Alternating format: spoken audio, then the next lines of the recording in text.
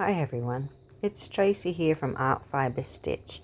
I'm just giving you a quick peek at this project I'm about to start. So many delicious fibres, so much texture and colour. So I really do hope you're going to enjoy this video.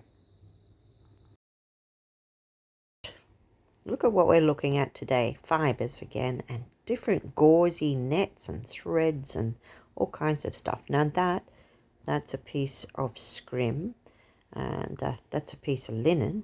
They're both ones I've dyed, so that's okay. We can, use those graduations in colour. And here is something else. It's Throster's Waste, it's called. Really interesting. And it's just like what I do, have the threads that I collect off the floor sometimes and use. And here's silk. Now I'm told there's all kinds of fibres that you can use. You don't need to use silk. These are assorted sari silk threads. I'm looking at the different colours and the different things that are even stuck in it because it's quite an old piece. And look, there's all kinds trapped in it. So they're from also from sari making, you get the threads of silk. So what we have here, we've got a palette of different colours. I'm wanting to do a sea theme. I'm looking at that gold, but this is raffia, and blue I have here, this raffia. I've always been fascinated with the way it will do this when you pull it out, and that looks like a wave shape to me. So I thought maybe we can try that. This is going to be a real experiment this time because I'm actually going to try this on glass. This is a glass jar, and I'm wanting to make a bit of a vase, and I don't know how it'll go. I don't know whether it'll stick. I'm thinking I'll start with this. This is the piece of linen, and I'm just going to tease it out until it's looking like the froth and the sand and the waves down the bottom, because I want that kind of colour down the bottom, as if the sea is deeper at the top and we have the sand at the bottom and the waves will be crashing somewhere in between. So there, that's the plan. So what I'm going to do is I'm going to grab some PVA glue and water again and mix it, probably half and half or something, until it's like milk. And yeah, I really don't think it will stick to the glass, but who knows? It might just make, I know all of the threads and things are going to stick to each other, so maybe that's enough. Maybe the whole thing will slip off as a sleeve. I don't know. It's worth experimenting though. So here we go. I've already done that one, and I'm adding in other bits now. I lost this little bit of footage, so I'll just have to talk you through and we'll have a little look at what's going in already. More bits of threads and some net and some silk. See how I'm leaving gaps? Well, maybe not that big a gap, but I do want gaps. Now, when you think of the sea, it's never just the one bland colour. There's always dips and shadows and highlights. So that's why I'm putting in things that are lacy or gauzy, and I can pull apart and make that randomness. See that net there? I just pop some of that down after ripping it a bit. And then if I'm not sure that that'll stick, I think I can do like I do with needle felting, and I'm just going to put a little tiny smear of silk.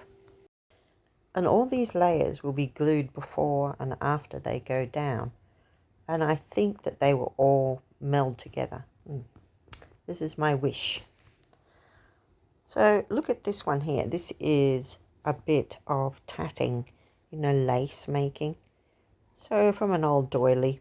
But I thought it does look very frothy, doesn't it? And I'm just going to tear it a bit so it's not too uniform, and then put it down. I want to sort of make something like frothy waves on the shore there, down the bottom. But it might be bits of silk, it might be bits of threads, it could be woolen yarns that look good and fit the theme. It can be all kinds. There. Not a bad start. So with this raffia, like I said, I want to try and make these shapes in it, random. And I want to put it somewhere up in the darker area at the top, so it makes a bit of variation there. So I really think you could do this with anything. You can use paper, you could use you can use all of these fibers or materials or whatever, but isn't it fun? Because you know that the PVA glue and water is also a stiffener, so wow, you could maybe just cover something in a strip of doily and glue it on. Who knows? Be nice thing to try. All right, so now what else am I going to do? This is where your imagination comes in. Perhaps you don't have things like this, but maybe you've got something else. And it's time to sort of look at your things and see what they could be used in. Sometimes we move from one craft to the next, but blending crafts together is really what I'm about, using things in different ways, I think. Now I think I'm nearly done here. I've got those bands of colour, I've got variation. I quite like it. Oh, this one here is a bit of, what do they call that? Eyelash, I think, yarn. And I love it. I use it a lot. When I twist it like that, it sends some bits upwards, some bits down, with that spiral, and it looks really good. I'll try that too. But I may want something over it. It's a bit thicker. Might need something. So I'm just going to give it a tiny little touch of this gold silk. It's so pretty. I really do hope that it looks good when it's dry. See how I'm pulling some bits up?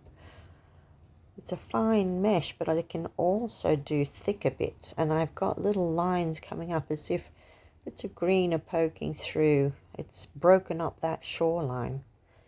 So I've left gaps, and I want to leave those gaps. I want to be able to put a candle in there or use it as a vase and see the flowers in the flower stalks through those gaps, or maybe a little light that can shine through, or LEDs, something. I think it'd be very pretty to be like that.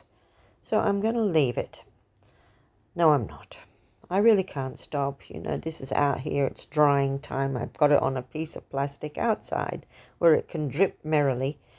And then I decide I've got to put something here. So there we go. It's just that. And it's something that I've pulled apart and frayed and made into these lovely shapes. Can you see all that texture? Yeah, I think that I'm nearly done. But then, unfortunately, I think of something else. Micro beads. I'm going to try and see if they'll fit because I have all of that texture. I think that if I coated the whole lot in the paint, in the, the glue again, and then used these micro beads and sprinkled them on, that some of them would catch in the in all of those little bits that are sticking up. So I'm going to try that too. And then I leave it to dry. And I'm just going to show you some pictures now, and I can see that those beads did in fact stick. I was amazed, but lovely. I ended up making this lovely glass vase, and you can see how it's covered here all over. I've just got it outside at the moment. And I'm just trying to give you a view of all sides of it in the light. Because it really does tell a story. But I kind of think that those gauzy bits that we left, wouldn't it make a great container for some LED lights or something like that, or a candle? But at the moment, what I have done is just put a plant that likes water in there, and it can grow away happily. But you could use it for other things as well, I would think. I'm just focusing a little bit on some of these details because you couldn't see it that well before. See how I've left the top of the jar there so that you could still screw a lid on if you wanted to. But I really hope you've enjoyed this. It's been an exciting little project for me, and I'd like to try it with other things because I think it's got potential. All right, well, thanks for watching. If you have liked it, don't forget to like and subscribe. Thank you.